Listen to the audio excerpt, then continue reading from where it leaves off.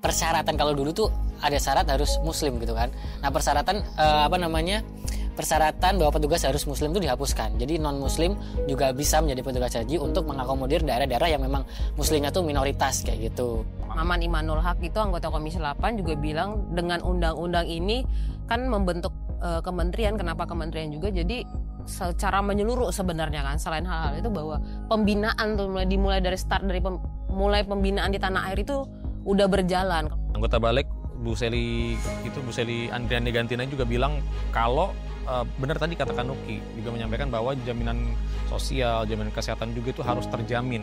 Karena mereka kan pekerja sektor informal yang selama ini memang tidak dilindungi oleh undang-undang tenaga kerjaan ya. Tapi memang ada diskusi, salah satu diskusi itu pernah menghadirkan Ketua Komisi 13 Pak Willy. Itu menyebutkan ini akan dikulik lagi nih Undang-Undang Hak Ciptanya. Apakah memang perlu direvisi atau sebenarnya sudah cukup, bahasanya sudah cukup umum diatur, cuman mungkin Implementasi. peraturan teknis di bawahnya, mungkin permennya mungkin yang harus menyesuaikan.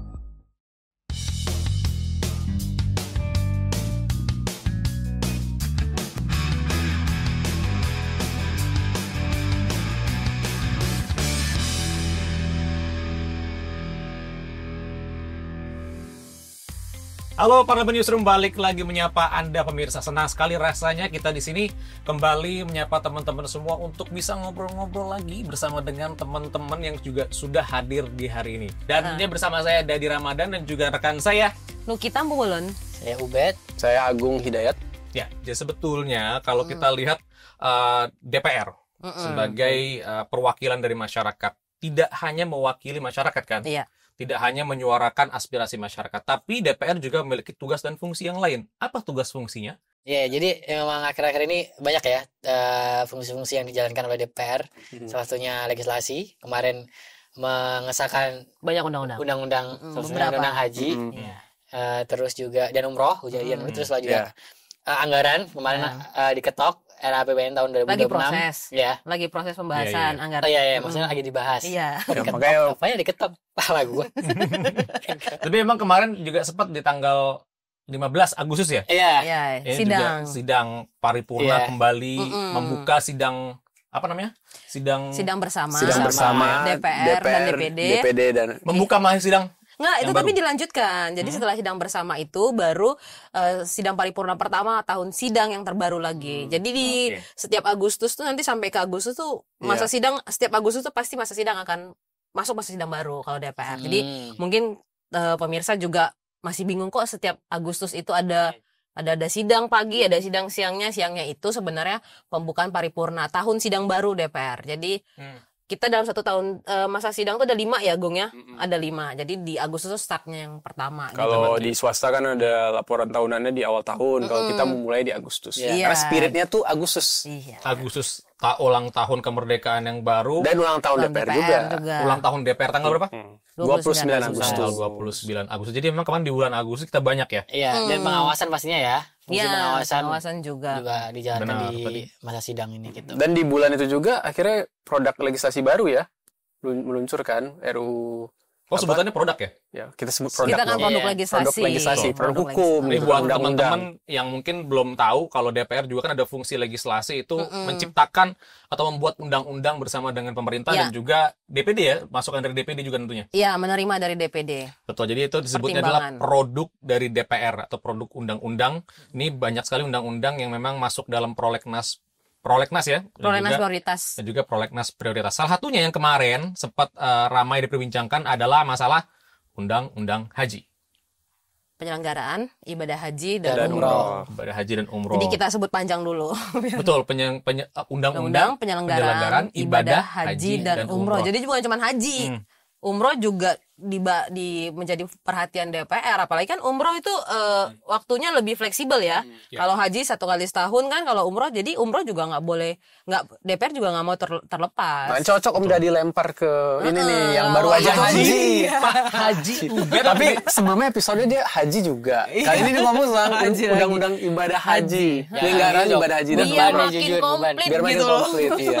Tapi sebetulnya boleh diceritain nggak sih, Bet, kalau undang-undang haji ini direvisi sebetulnya dasarnya apa, Bet? Kalau boleh Ya, dijelasin. jadi undang-undang atau ya undang-undang haji dan umroh ini direvisi karena memang melihat beberapa permasalahan dari penyelenggaraan ibadah haji sebelum-sebelumnya gitu.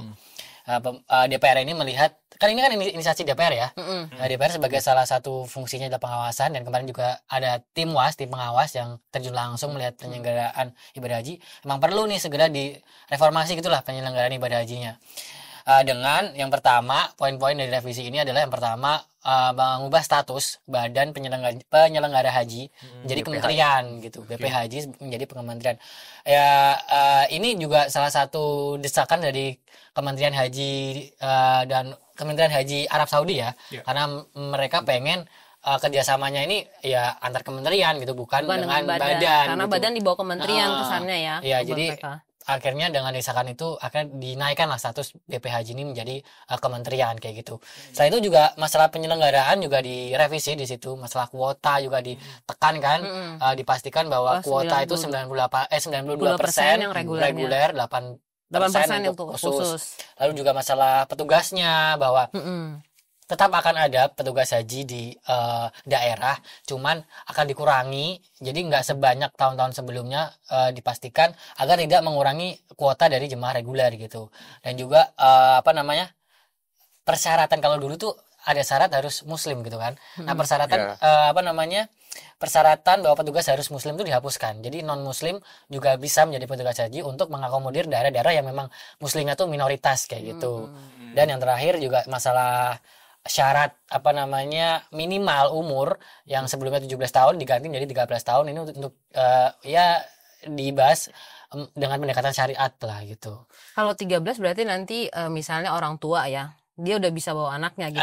Ya benar. Jadi kayak sekalian aja ya sekeluarga gitu ya. Dan dengan kayak gitu kan juga masalah-masalah jemaah kita yang kebanyakan lansia gitu kan bisa dikurangi lah dengan bisa mendaftar di usia masih muda gitu. Kalau memang ada anaknya ya atau gitu, yang mendampingin ya. Salah satu memecahkan masalah haji kita kan dari belakangan tahun ini soal kita tahu porsinya itu besar di lansia. Bahkan waktu itu aku dulu pernah liputan itu kunjungan kerja Komisi 8 itu ke salah satu embarkasi, itu 60-70% jemaah itu ya usianya sudah lansia, mungkin 60 atau 50 tahun ke atas. Itu di daerah-daerah yang antriannya udah sampai 30 tahun iya, kan? Iya benar. Dan selama ini kan ya kita tahu tipikal masyarakat kita sangat kekeluargaan ya. Yang paling bisa merawat lansia itu tentu keluarga sendiri. Jadi menurutku make sense sih. Dan itu sangat urgent ya untuk diatur gitu. Nah, selain itu juga kan ada juga tuh pas kemarin juga sempat Pak Ahmad ya, anggota Komisi 8 tuh bilang bahwa nanti tuh ke depannya undang-undang haji ini juga bakal mengatur sistem istitoahnya nih. Nah, jadi orang-orang ini beliau menyampaikan bahwa nantinya skema angsuran untuk biaya haji ini bisa diperjuangkan.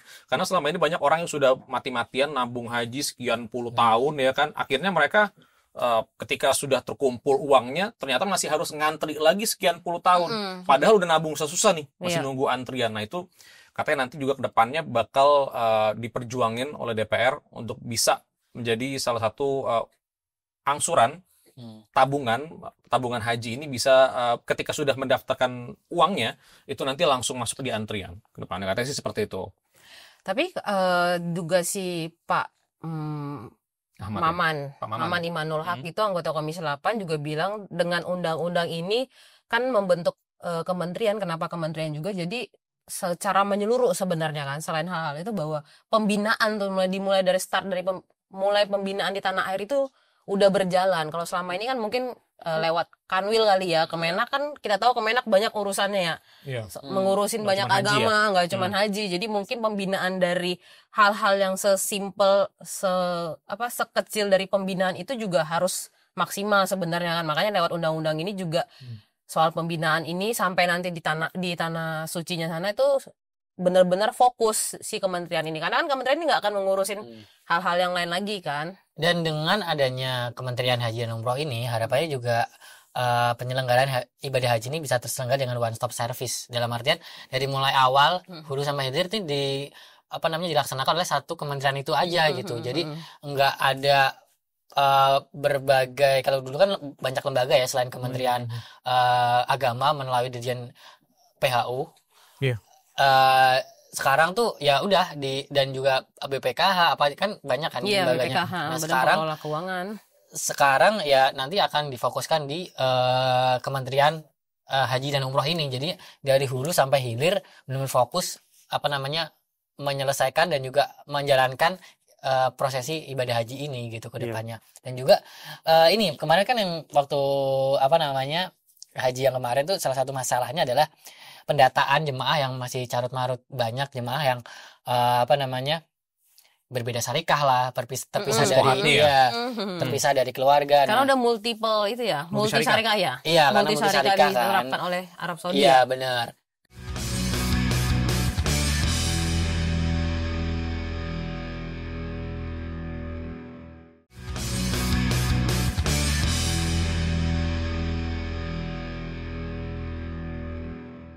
Nah, memang dari penyelenggaraan haji tahun-tahun sebelumnya, khususnya tahun kemarin ya, saya ikut di Timwas tuh, satu permasalahannya adalah masalah data jemaah yang kemarin agak carut marut, sehingga banyak jemaah yang berbeda syarikah karena memang tahun kemarin tuh baru digunakannya multi syarikah. Jadi ada berbagai penyelenggara di Arabnya, perusahaan-perusahaannya atau syarikah ya nama ininya.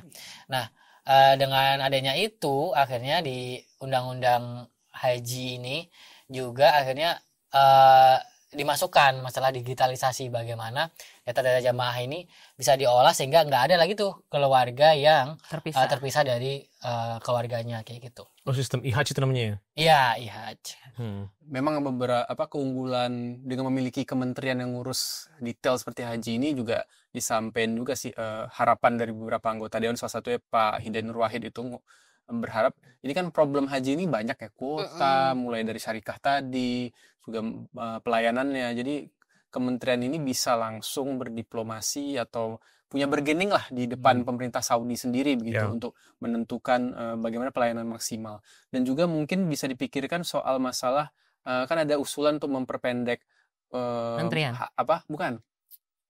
memperpendek hari tinggal di tanah suci di keberadaannya di sana ya, dari 40 menjadi 30 hari begitu. Dan kalau menurut hitung-hitungan Pak legislator kita itu 1 hari per 1 orang itu bisa hemat 5 juta gitu. Jadi itu kan mungkin akan bisa mengurangi biaya haji yang kita tahu karena inflasi, karena biaya tiket dan bahan bakar pesawat itu pasti akan mengalami stressing ya, perubahan. Jadi mungkin ini jadi salah satu cara untuk bisa membuat biaya itu bisa lebih turun gitu, karena kita tahu kan kalau semakin mahal dia tentu lebih berat kepada para calon jemaahnya. Jadi jemaahnya berat, negara juga menanggungnya kan lebih besar ya kalau semakin lama ya dengan itu. Nah, kemarin kan di masyarakat agak ini nih ada komentar masalah wah jadi nambah nih kementerian nih di pemerintah gitu. Sebenarnya untuk untuk orang-orang di belakang Kementerian Haji adalah ya orang-orang dari Dirjen PHU, penyelenggara haji dan umroh dulu yang di bawah Kemenak kan, di Dirjen di Kemenak, ya dipindah aja orangnya ke Kementerian Haji itu. Jadi ya nggak akan ada rekrutmen baru sih kayaknya. Berarti nggak ada penambahan lah ya.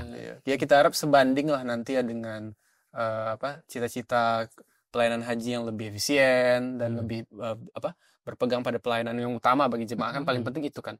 Tapi soal kementerian ini kan juga memang karena dari DPR ya.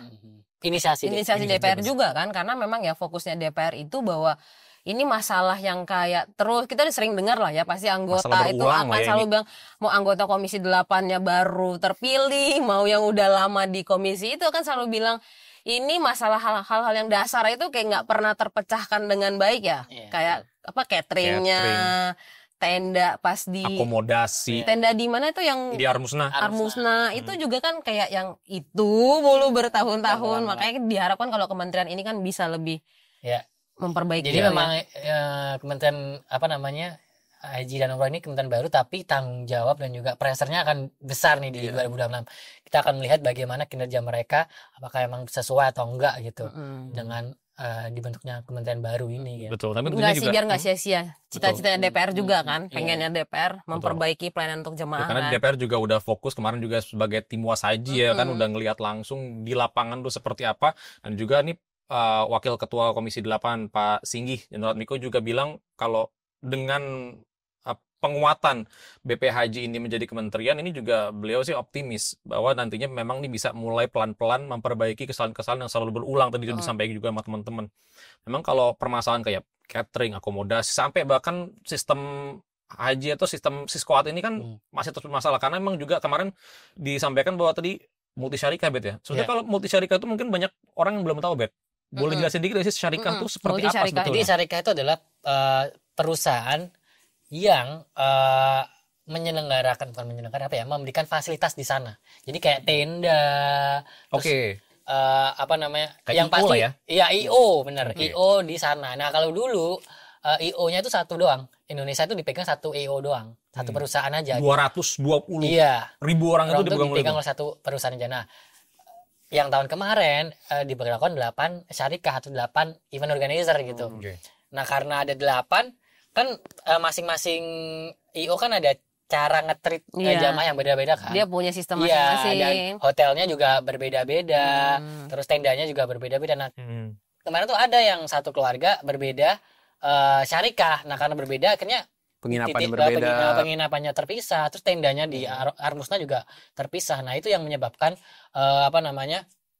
ya masalah lah. Nah, harapannya dengan data digitalisasi itu juga ya penggunaan data digital kan bisa nanti di track ya, mana yang satu keluarga mana enggak. Nah, harapannya dengan adanya itu masalah-masalah itu tuh bisa terselesaikan gitu. Tentunya dengan one stop service tadi dengan Kementerian Haji dan Umroh ini semoga nanti permasalahan-permasalahan tadinya mungkin karena masalah miskomunikasi ini bisa lebih baik nanti ke depannya. Tentunya selain undang-undang haji ini kan juga ada undang-undang yang memang sedang diperjuangkan oleh DPR. Banyak dari program-program legislasi nasional ini yang juga dalam waktu dekat nih Nuki katanya rencananya mau diselesaikan. Nah, salah satunya adalah undang-undang untuk sektor pekerjaan informal, salah satunya adalah PPRT. Jadi banyak yang nanya nih, gimana kelanjutan dari undang-undang PPRT? Ada yang tahu nggak gimana sih kelanjutan dari undang-undang PPRT? Nah, kalau ngobrol mungkin sejarahnya panjang ya. Iya. Soalnya kan PPRT ini udah lama banget kan, termasuk undang-undang. Iya, ini undang-undang yang udah lama dari diperjuangkan tuh udah lama sebenarnya. Periode sebelumnya di carry over ke periode sekarang. Ini juga, tapi di tahun ini dia DPR lebih serius ya, karena juga Pak Bob Hasan ketua Balik ya bilang waktu dari masa sidang lalu kan kita udah mulai lumayan ngebut tuh sebenarnya untuk bahas dan masa sidang. Sebenarnya di hari kita syuting ini kan juga lagi ada rapat panjanya. Rapat panja dengan BPJS Kesehatan dan BPJS Ketenagakerjaan.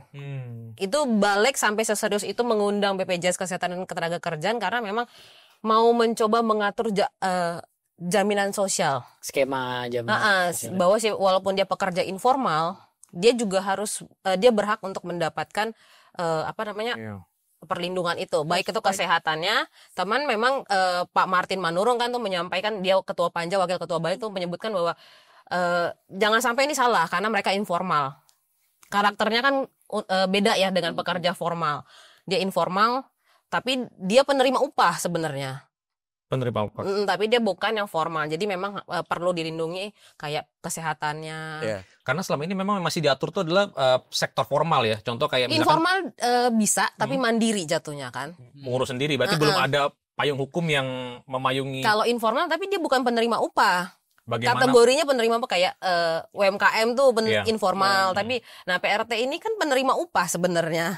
Oh gitu. Iya, kalau UMKM juga informal itu kan seperti informal. pedagang kecil. Iya. Jadi dia basic mandiri income-nya itu ya tergantung berapa yang dia dapat dari hasil dagangannya hari ini kan itu. Upah tuh berdasarkan kesepakatan kali ya. Iya, jadi memang ada pemilik rumah yaitu yang memberikan upah majikan dan ada pekerjanya. Nah, selama ini kan belum ada tuh yang mengatur relasi seperti itu karena memang konsep pekerja rumah tangga atau asisten rumah tangga itu kan sifatnya tradisional, sifatnya kekeluargaan. Kadang kan kita tahu yang jadi ART itu mungkin orang kampung yang kita kenal karena faktor kedekatan. Jadi memang bondingnya itu bonding kekeluargaan. Jadi tidak diatur, tidak punyalah pandangan yang profesional begitu, ada kontrak kerja. Nah, ini yang harus dipecahkan. Iya, itu yang fokusnya Balik sekarang. Kayak Bule di Hanifah kan juga bilang hubungan kekerabatan ini nggak akan dihilangkan. Tapi sekarang kan kita nggak bisa memungkiri bahwa banyak sekarang perusahaan penyalur ART itu kan. Nah, ini juga yang diperhatikan oleh Balik. ada perusahaan-perusahaan penyalur itu yang juga dia punya tanggung jawab. Kalau selama ini kan mungkin ada perusahaan yang memang benar dia ngurusin si PRT atau ART itu kan bisa punya kontrak. Ada yang dia ya udah begitu dilepas ke rumah tangga yang memberi kerja dia lepas tangan, sementara dia mendapatkan ada kan uang administrasi yang didapatkan. Nah ini salah satu anggota balik, jadi beberapa kita catat ya di perjalanan rapat balik sendiri untuk PPRT sih ada yang menarik sih dari anggota balik Pak Umbu Kabunang Rudianto. Jadi soal yang nyahutnya di kata Kak Nuki tadi soal para pihak penyalur tenaga kerja begitu. Jadi memang beliau melihat ada potensi eksploitasi dari pihak penyalur tenaga kerja. Jadi dia menolak praktik ada pemotongan upah pekerja untuk biaya jasa penyalur itu yang kerap itu memberatkan pekerja rumah tangga itu sendiri. Jadi penyalur itu harapannya tidak memotong upah, tidak memotong biaya jasa dia dari upah. Jadi jasanya itu dimintakan ke pengguna jasa kepada klien misalnya. Pengguna jasanya pengguna jasa tersebut. Jadi ada ongkos tambahannya seperti itu. Jadi itu upaya untuk melindungi upah ini supaya nggak dipotong lagi gitu kan, nanti yang rugi kan juga pekerja rumah tangga itu sendiri. Nah itu emang juga wakil ketua balik ya Bu Seli, anggota balik Bu Seli Andriani Gantina juga bilang kalau benar tadi katakan Nuki juga menyampaikan bahwa jaminan sosial, jaminan kesehatan juga itu harus terjamin karena mereka kan pekerja sektor informal yang selama ini memang tidak dilindungi oleh undang-undang tenaga kerjaan ya. Dan juga nantinya beliau juga bilang bahwa nantinya kalau seandainya undang-undang ini sudah terrealisasi, sudah disahkan, ini undang-undang ini akan nanti bisa mengatur upah daripada pekerja rumah tangga ini bisa ditetapkan batasan untuk tidak kena pajak. Karena kan pendapatan mereka kan banyak yang masih benar-benar di bawah rata-rata ya. Jadi di bawah UMR sebenarnya. Memenuhi kebutuhan sehari-hari pun udah sulit, jangan sampai itu kena potongan pajak gitu. Karena itu kan diaturnya tadi berdasarkan kadang musyawarah kekerabatan. Jadi nggak ada karena kenal.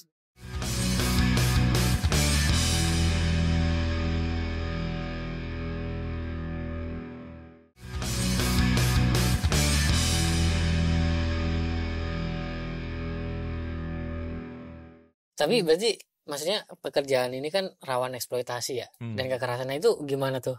Dengan RUU ini apakah juga dibahas? Itu pasti kan memang semua anggota balik juga kan menyebutkan undang-undang ini akan akan fokus pada perlindungan itu kan. Jadi perlindungan itu yaitu termasuk perlindungan dia secara hukumnya dari kekerasan, pelecehan seksual. Kita tahu tuh pelecehan seksual juga rawan diterima sama ART ya, Pak RT. Jadi apalagi mayoritas kan perempuan kebanyakan. Iya, itu dia. Bahkan bukan cuma yang di luar, di dalam negeri juga kan sebenarnya juga rawan mendapatkan itu. Jadi perlindungan itu juga hampir seluruh anggota balik fokus itu di awal dulu. Baru mulai masuk yang sekarang ini kita tahu masuk untuk asuransinya, jaminannya, soal upahnya gitu kan. Karena masalah eksploitasi itu juga Pak Muhammad Khalid juga udah nyampein kalau memang perlu ada kesamaan berpikir antara kepentingan dari penyedia kerja dan juga pekerja rumah tangganya dan juga penyalur nih atau penyedia kerjanya juga harus punya pikiran yang sama bahwa ini jangan sampai nantinya ketika seperti yang dibilang sama Agung tadi udah nyalurin, udah lepas tangan tinggal nerima potongan gaji. Iya, itu kan banyak terjadi lewat yayasan. Banyak banget yayasan-yayasan yang tidak punya, bahkan nggak ada badan hukum, mereka asal buat yayasan aja, akhirnya yang dirugikan adalah pekerja rumah tangga ataupun pengguna jasa yang akhirnya banyak juga aksi-aksi kriminal yang dilakukan oleh oknum pekerja rumah tangga ini perlu diatur di dalam undang-undang PPRT nantinya. Dan undang-undang ini juga sebenarnya kan Pak Martin Manurung tuh juga menyebutkan juga DPR ini udah melihat juga di era sekarang ini kan digitalisasi ini kan juga nggak luput dari ini DPR bahwa aspek digitalisasi ternyata buat penyaluran PRT ini juga udah ada. Udah ada tuh balik itu Pak Martin itu balik itu sampai mengundang ada beberapa perusahaan yang sudah menjalankan sistem penyaluran PRT lewat aplikasi. Berarti udah ada industri di situ. Nah itu makanya balik nggak mau lagi. Jangan sampai itu nggak diatur. Iya kan? Ini hal-hal yang kecolongan lah gitu. Karena balik itu nggak kepengen kayak jatuhnya konsep mitra driver, ojek online. Konsepnya kan dia mitra. Kalau mitra dia jadi tidak mendapatkan perlindungan apapun. Jangan sampai ekosistemnya udah ada, aturannya itu.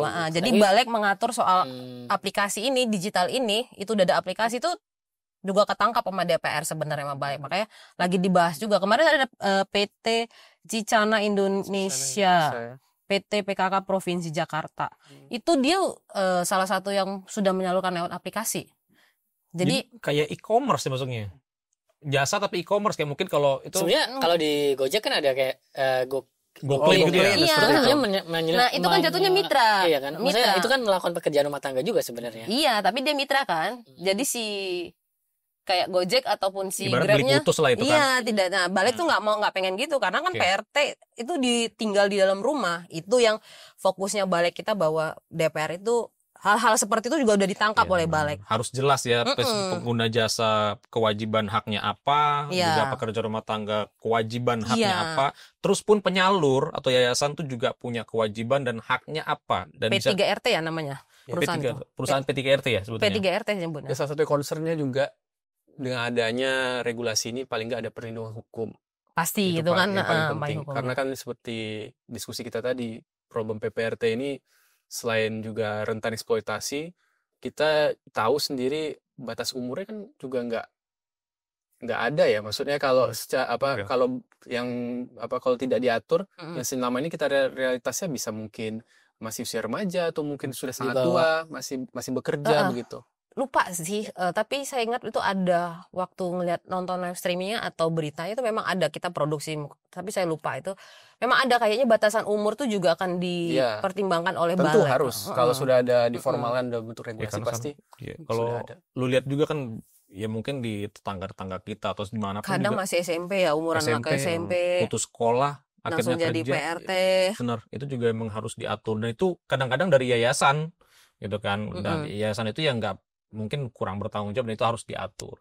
Ini sebetulnya kalau kita ngomong ini kan panjang banget ya. Ini kan banyak banget padahal ini baru masuk bulan kedua ya setelah masa sidang. Masa sidang ini baru 1 bulan dong. Baru 1 bulan. Kita baru mulai 15 Agustus. Baru mulai udah ada 2 nih yang kita bahas nih. Masih banyak banget yang di program legislasi nasional. Ini salah satunya juga yang kemarin sempat ramai juga nih. Ya, kita memang lagi banyak ramenya undang-undangnya. Banyak undang-undang nih yang lagi mungkin anggota DPR juga pusing banyak banget yang perlu diselesaikan. Contoh kemarin rame-rame masalah royalti lagu. Memang orang-orang juga banyak yang ngomongin ya, lu mau muter lagu sekarang jadi takut. Lu takut gak sih muter lagu sembarangan di Instagram misalkan lu lagi post ada posting lagu, ntar dibilang suruh bayar royalti. Iya. Orang lu lagi makan nih di mana terus dengerin lagu suruh bayar royalti. Nobar di rumah ya. Ya kan? Ada musiknya. Ini karena gue bawa masalah ini karena kalian juga akan merasakan masalahnya. Iya, kalau lagi makan nggak mungkin tiba-tiba hening doang ya, makan apa ini rasanya ya. Bahkan ada kalau teman-teman tahu dibaca-baca di media online, di medsos, mungkin di Instagram atau dimanapun itu pengamen yang bukan pengamen nggak. Ini ada dengerin suara burung atau suara alam itu tetap bayar royalti, sekacau itu, serepot itu. Jadi orang benar-benar takut di usahanya atau orang yang memang usahanya adalah pemain band misalkan, pemain band reguler yang di kafe-kafe biasain bawain lagu orang itu jadi takut. Nah ini yang wedding. Tiba-tiba mau lagu apa coba? Masa Indonesia, masa lagu Rayuan Pulau Kelapa ya? Masa malah Indonesia Raya terus kan nggak mungkin. Indonesia Raya nggak apa-apa. Iya, tapi masa lagu wajib nasional yang lain. Iya, tapi kan itu juga pasti ada yang mengatur dong. Iya. Ya, nah tentunya ini menjadi salah satu perhatian DPR di mana undang-undang hak cipta ini lagi dibahas di DPR. Nah kemarin juga sempat kalau kita lihat di TV ya Ahmad Dhani gitu kan diundang juga sebagai anggota DPR, ada Once. Itu bukan diundang ya, memang inisiatornya. Memang datang ya. Meli Guslow Ahmad Dhani dan Once memang inisiator. Enggak, kalau yang kayak yang waktu pertemuan kemarin Citra Lestari itu. Nah itu memang salah satu diundang kan? Perwakilan dari musisinya. Apa ya, bukan komunitas apa ya? Musisi dia kan? Itu ya salah satu itu ya. Apa ya namanya, aksi atau visi atau kan mereka ada visi ada yang aksi komunitas yang diundang untuk diminta pendapat lah di Komisi 13 ya waktu itu. Nah tapi sebetulnya yang bikin rame itu apa sih, karena kan sebetulnya kalau undang-undang hak cipta itu kan kalau kita dengerin itu kan mungkin sebelum rame masalah royalti ini kan orang nggak begitu aware ya. Nah sebetulnya mulai rame itu gara-gara apa? Yang Agnes Mo itu loh. Agnes Mo dengan Ari Bias ya. Iya. Yang lagunya dia. Ari Bias itu yang pencipta lagu Bilang Saja. Bilang Saja itu jadi Agnes Mo menang gugatan kan. Gugatannya jadi Ari Biasnya nggak dapat royalti ya dari lagu-lagu tuntutannya dia tuntutannya tidak dikabulkan. Jadi dari situ rame mulai muncul nih juga ada komunitas yang musisi, pencipta lagu atau komposer tuh rame. Itu sempat juga itu datang di Komisi 3, tapi Komisi 3 ada Pak Dasko juga, ada Pak Habibur Rahman tuh menengahi, menjelaskan bahwa soal royalti itu kalau artis membawakan lagu tuh dalam satu acara itu tanggung jawab si penyelenggara eventnya, bukan si artisnya, kecuali artisnya mengadakan konser sendiri tanpa ada IO. Tapi kalau dia diundang, IO-nya itu, penyelenggara acaranya itu yang harus membayar royalti. Itu waktu itu dari konferensi persnya ya. Itu ada, bahkan ada dari Kementerian Dirjen dari Kementerian Hukum dan Hukum yang ikut, yang hadir di situ. Emang selama ini negara nggak ada lembaga yang menaungi royalti itu, gitu loh, mengatur royalti? Sebenarnya kayaknya udah ada di Undang-Undang Hak Cipta, cuman mungkin secara spesifik belum terlalu implementasinya kali ya. Kalau lembaga sekarang sudah ada ya. Sekarang LMKN kan, Lembaga Manajemen Kolektif Nasional. Jadi itu yang menghimpun, nanti juga akan mendistribusikan royalti tersebut. Tapi kan kalau kita lihat beberapa berita belakangan ini ada beberapa ketidakpuasan lah dari para seniman gitu terhadap kinerja lembaga ini. Dan itu yang jadi sorotan juga kan di DPR ini. Apakah memang Undang-Undang Hak Cipta ini perlu direvisi lagi? Gitu. Ada beberapa poin yang mungkin harus diperjelas, seperti siapa yang penggunanya, siapa yang harus bayar ke siapa, begitu. Tapi udah kan di waktu itu terakhir di Komisi 13 kan ya? Iya. Tapi memang ada diskusi, salah satu diskusi itu pernah menghadirkan Ketua Komisi 13 Pak Willy. Itu menyebutkan ini akan dikulik lagi nih Undang-Undang Hak Ciptanya. Apakah memang perlu direvisi atau sebenarnya sudah cukup, bahasanya sudah cukup umum diatur, cuman mungkin Implementasi. peraturan teknis di bawahnya, mungkin permennya mungkin yang harus menyesuaikan. Karena kan ini terkait collecting royalty kan, hal teknis terkait hak bisa hak pencipta lagu yang ketika kita membawa lagu dia atau kita menyetel lagu dia, itu kan bagaimana collectingin benar dan bagaimana mendistribusikannya itu. Jadi sebenarnya DPR sangat terbuka ya terhadap diskusi ini, dan memang kalau kita lihat masih akan terus bergulir diskursus Sudah dibentuk ini, kan gitu. tim perumusnya? Tim perumusnya Ya, jadi memang sekarang diambil alih oleh Komisi 13. 13. Nah, di tim perumusnya itu akan melihat sejauh mana ini bisa diupayakan begitu. Terbaru kan kemarin yang mengundang beberapa musisi kan, musisi ya. termasuk ada Ariel tuh. Pak Andreas Hugo Pereira kan bilang nih bahwa tim perumus sudah dibentuk, jadi DPR akan mulai membahas. Jatuhnya akan direvisi atau seperti apa memang, tapi kan bahasanya memang akan lagi menggodok pembahasan RUU revisi Undang-Undang Hak Cipta ini kan. Nah, itu si timnya juga kan mau melibatkan musisi itu untuk jadi menerima masukan. Partisipasi publik. Nah, memang kemarin diminta untuk 2 perwakilan dari instansi-instansi yang menaungi musisi-musisi itulah untuk nanti juga membahas. Dan memang musisi itu concernnya ada banyak gitu. Maksudnya dalam menciptakan lagu kan nggak, selain pencipta lagu juga ada komposernya sendiri. Nah, terus juga penyanyi yang menyanyikan. Nah, itu bagaimana teknik pembagiannya. Nah, harapannya musisi-musisi itu benar diatur gitu di Hak Cipta itu. Dan sebenarnya kalau ini udah goals nih, mungkin juga kemarin salah satu musisi bilang mungkin kesenian lain juga akan teriak-teriak gitu, karena kan mungkin dari penari juga pengen Hak cipta kan Hak Cipta nggak cuma musik ya. Jadi yang hal lain juga nanti akan menjadi concern sih. Nah, itu berarti kan nyangkut nih sama omongan Pak Dasko nih kan. Pak Dasko kan bilang meminta seluruh stakeholder nih yang di industri musik nih untuk ikut aktif membahas rancang undang-undang hak cipta ini, dan direncanakan selama 2 bulan ini kan diharapkan bisa selesai. Dan selama 2 bulan pembahasan ini masyarakat tuh tidak perlu khawatir lagi untuk muter lagu. Jadi udah nggak usah bikin royalti karena undang-undangnya sedang dibahas di DPR. Tapi kalau ngomong tadi kan ada tari, mungkin seni kesenian yang lainnya ini yang memerlukan hak cipta jelas nih, tentunya kan akan ikutan dong. Nggak mau emang bukan cuma musik doang loh hak cipta tuh, kita juga punya hak cipta. Apakah bisa 2 bulan? Tapi itu hal-hal seperti itu sebenarnya bisa jadi ke hak intelektual juga. Haki kan, hak intelektual. Jadi memang mungkin kalau hak cipta itu nanti akan spesifik seperti apa, hak cipta yang produknya seperti apa mungkin. Tapi memang yang lagi muncul kan, dan DPR menanggapi karena DPR melihat itu karena yang banyak UMKM kan, UMKM dan masyarakat sih yang lebih merasa kayak UMKM tiba-tiba merasa sepi, banyak orang ke coffee shop tuh yang udah nggak mau, jadi kayak udah nggak mau betah-betah lagi. Padahal kita kadang memilih satu coffee shop atau resto itu kan karena ini kayaknya playlist dia bagus-bagus deh gitu. Atau performer kayak penyanyi-penyanyi di kafe. Iya, terimbas juga kan. Ya itu jadi respons cepat DPR ya, gimana kemarin juga Wakil Ketua DPR Bapak Sufmi Dasko Ahmad ini langsung mengumpulkan semua perwakilan dari banyak sekali asosiasi industri musik nih yang didatangkan ke DPR untuk pertemuan seluruh stakeholder nih. Dan juga nantinya di Undang-Undang Hak Cipta ini akan diatur sedemikian rupa bagaimana nantinya pembagian royalti itu bisa adil berdasarkan dari pencipta lagunya atau mungkin pencipta karyanya, pengguna karyanya, ataupun pengguna ya seperti coffee shop tadi yang dibilang tadi. Atau ya itu yang di penyanyi kafe atau di wedding. Kan wedding itu juga bukan band-band besar ya. Itu juga sempat menimbulkan pertanyaan ya, kira-kira kalau gue nyanyiin lagu ini ditagih nggak nih royaltinya? Dibayar nggak nih sama IO? Jangan-jangan kita yang suruh bayar. Ini kan belum jelas nih. Nah, itu kebayang gitu kalau wedding lagunya lagu nasional semua ya. Ya itu di Rayuan Pulau Kelapa. Pulau Kelapa, Bagimu Negeri. Iya. Memang perlu lagu-lagu nasional kan perlu sering-sering diperdengarkan ya, tapi ada momennya. Ada momennya lah. Oke, kalau gitu udah aja ya.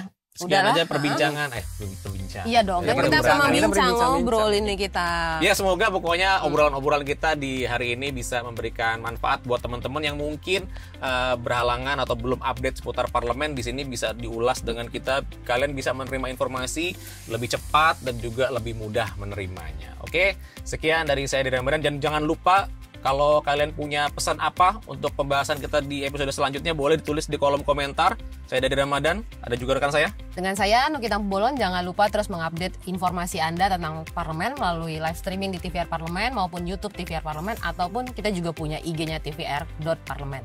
Kalian juga bisa update kegiatan seputar kedewanan di akun media sosial kami, ada di Twitter, Instagram, YouTube, dan juga TikTok. Dan berita-berita seputar kegiatan kedewanan di website resmi DPR di dpr.go.id. Oke, sampai jumpa di episode selanjutnya. Bye-bye. Bye-bye.